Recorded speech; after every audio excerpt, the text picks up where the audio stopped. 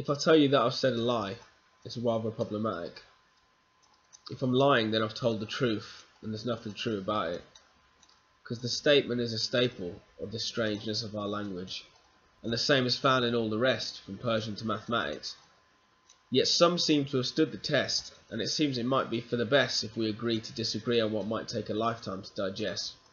The key is in translation, in the formation of a statement, because you can do it with a number, or with nature, or a symbol, and they used to think it would be best if languages were simple, like if X then Y unless it's Z, or something of that nature. But every time you make a proof, it's easy to ask why. To keep going back to square number 1 is as irrational as pi. To take a statement as if it were true is to construct an axiom. But isn't it ironic?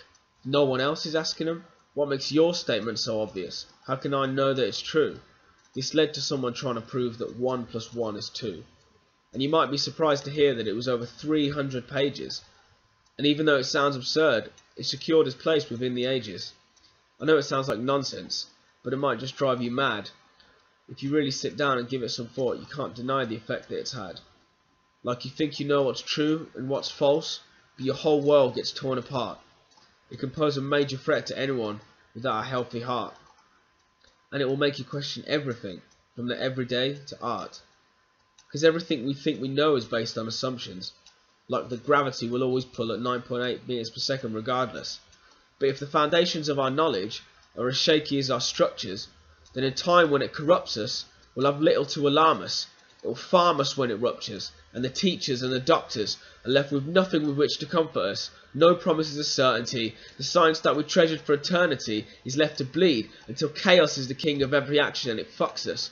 Without a shred of truth in sight, the world will turn to darkness. Every human craves a shred of light to make sense of the shapes that might be abomination of strength and might, or simply shadows cast over archways. And without the tools of knowledge, how to navigate this darkness?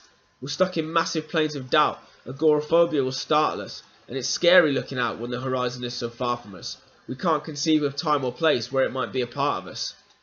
But strength will come through tiny steps, and it starts with the foundation. So let us name at least what we can see while we're trapped here in the basement. I see logic, I see reason. There is a hope of freedom. Let's just pray that when we build our dreams that gravity is even.